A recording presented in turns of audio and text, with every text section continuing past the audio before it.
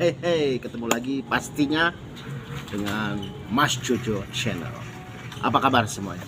Oke, sebelum mulai pembahasan kali ini, silahkan jangan lupa subscribe, like, comment, and share pastinya.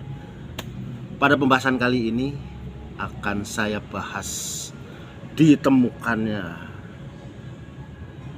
senjata khas, ciri khas senjata Pasundan atau senjatanya Kanjeng Prabu Siliwangi, yaitu kujang.